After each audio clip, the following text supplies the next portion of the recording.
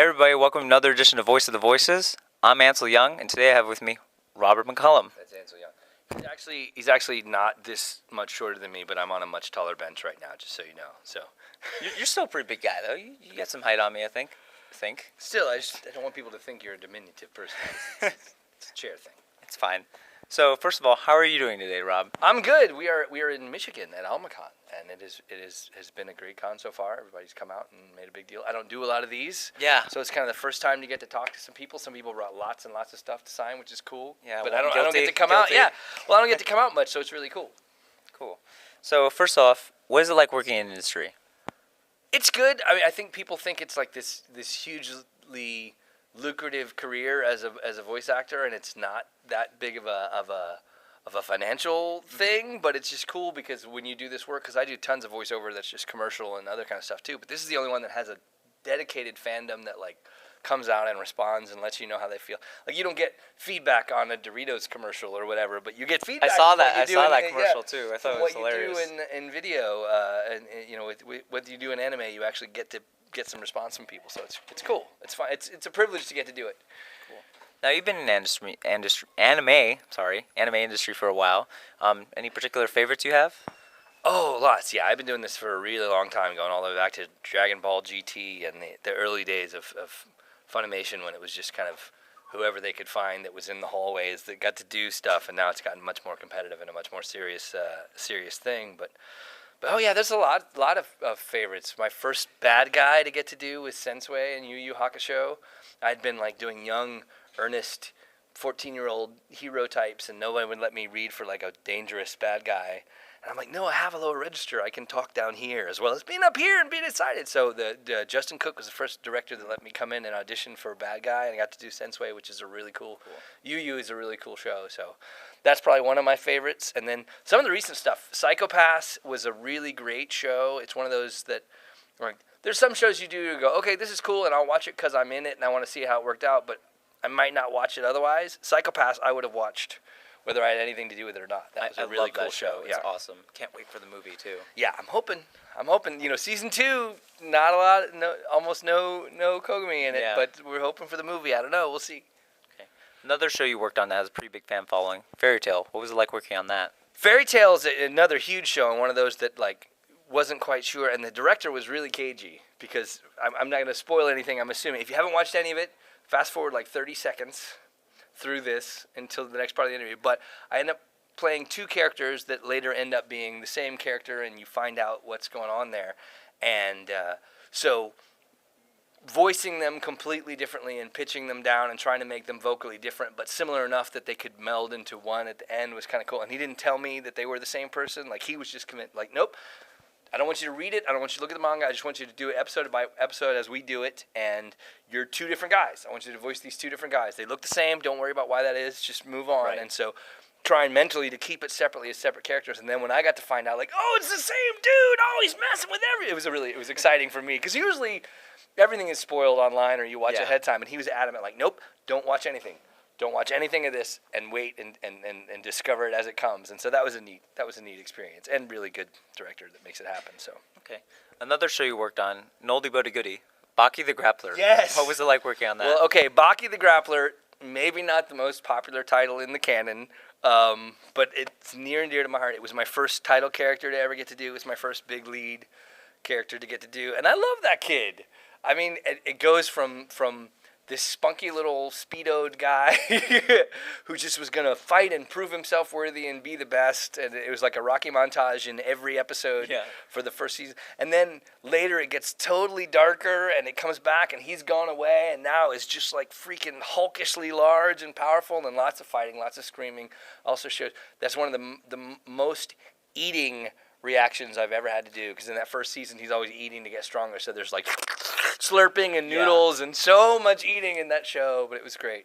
And the great Jeremy Inman directed a lot of those episodes, and I'm a big fan of Jeremy Inman, so yeah, Baki will, even though it's maybe not the most popular one, when people bring stuff and I get to sign some Baki as I did here, it's really exciting. It's fun. Yeah, you can't take it too seriously, but it's and it also kind of ends unsatisfactorily, it's just kind of over, and okay, Bye, Dad.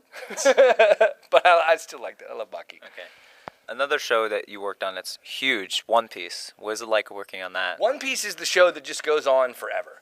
And that's the thing. If you were a voiceover actor and you were working with Funimation, you can be guaranteed at some point in time before you die, you will have a character arc on One Piece because it just keeps going forever. But I got to do actually two really cool characters. But Don Quixote do Flamingo is one of my favorites just because it's also one of the few that I actually have the action figure for because there was this great action figure that actually had the coat in hard plastic, like this huge pink feathered coat. So it's one of my favorite characters. But again, and then you think you're done. You're like, oh, well, that was a fun arc. And then a year and a half later, like, guess what? You're back. Come on in. We're going to do some more. Yeah, I know his that character has a huge arc later on down the line. There's more coming. You just got to wait for it. Yeah. But yeah, and it's a fun show because it's a great show because it's not at all about subtlety. Like, there are some shows that as an actor, you're going to try to find nuance and stuff. And this was like, nope, we're yelling. We're just yelling and excited. And that's kind of what all of One Piece is about. There's so many characters in that. Every episode, there's so many characters. Just like, okay, we need 30 people in the background yelling. So they're like, get that guy! You're like, okay, that's your big part for Fairy Tail. You're in. I mean, for One Piece, you're in. Make it happen. Cool. And now we talked about anime that you've been in. Yes. Now, Borderlands 2, video game. Yes. Game of the year. The year it was out. What was it like working on that game? That was very exciting. It was kind of an up and down run because I had originally gotten called in to read Handsome Jack and recorded a fair amount of Handsome Jack. Cool. And then they called and said, yeah, they decided to go in another direction and we're going to cast somebody else. And I was like, well, let me try. I mean, I'm just following the direction you gave. I could do something. And they're like, no, it's already done. And then I found out Damon got it. Damon Clark is amazing. And also looks a lot like Handsome Jack. Yeah, so I kind of get like why that totally made sense. So I thought, all right, I missed out on that one. I'll be in the next one. And then I got the call like, hey, we want you to come in and read again for Axton, one of the playable characters. And so that was very exciting. And Ian Sinclair, another big voice actor, was one of the first people that texted me. He's like, I'm making you move right now. I'm making you jump. I have the controls over you. I'm making you hop over stuff. So it was very exciting. There's an awesome, it's online somewhere. It's on YouTube. It's just someone put together all of the voice clips of Axton into one big sound file. And the section that's all put together that is Axton, if you played the game, or if you have the game, play Axton and then leave him alone. Like, let it go dormant for a little while because the character gets bored and starts messing with you, like, come on, let's play, come on, let's go. And they let me just improvise that for like 20 minutes. Awesome. Whatever you want to say. He's like sitting around going, well, this is exciting. Yeah, who wants to kill stuff? I do. This guy. So it's fun. When they let you, some of the video games especially, you have more freedom to, like, we know the 20 sound files we want to get, but then just improvise stuff and see what happens. And that was one, Gearbox is one of the companies that really lets you play and finds a way to work in the stuff that the actors improvise into the game. So there's a lot of actual me in what Axton does. Yeah. So. Speaking of looks, though, you kind of have the Axton hairstyle. Yeah, it's not quite as high and tight as it could be, but you don't ever want to be accused of cosplaying your own character. So you have to stay away from that. Okay, now, out of all these characters that you've played, or other ones I haven't mentioned, if you could be any one of them in like real life for a day, who would it be? And feel free to mix and match multiple characteristics for multiple characters. That's a really interesting question. I don't know that I've had that question before. I think Kaze from Kaze no Stigma is kind of a bad A. I don't know what you rated a bad blank, but he's really cool. He's very low key. He's super powerful and very sarcastic about the world that he's gotten into, and he gets to hang out with Jeremy Lee. So so I would say Kaze would be one of the big ones, and then maybe Psychopaths because I really like that character, but that's a really dark world to inhabit. Right. So I don't know if I want to wade into that pool. Exactly. So I would probably say Kaz from Kaze no Stigma. Cool. Because I can't say Ren because that would be inappropriate. Yeah, definitely. I can't say that. Yeah. Okay. So now, is there anything that recently came out or that you recently worked on that you are able to talk about or that you'd like to talk about? I am able to talk about Free Eternal Summer, the show of many abs Just lots of svelte young men swimming. There's a lot of swimming, but it's a fun show, and it was a small part that I got to play. But my daughter was actually, as long as I've been doing this, has been relatively uninterested, and then she finally started to get interested in anime and started watching some stuff. She was a big fan of Attack on Titan, and but she was like, "Oh, you got to get on this show. This show's coming, and it's huge. Tumblr loves the show. You got to find a way to get on this show." And so when I was able to call and be like, "Guess who's going to be in free?" She was very excited. So the fact that I finally have some credibility with my 13-year-old daughter is kind of huge. That's pretty cool. Now, do you have any social media networks like Twitter, Facebook, or any other way fans can follow you? I have the a Facebook fan page, Rob McCollum voice actor on Facebook.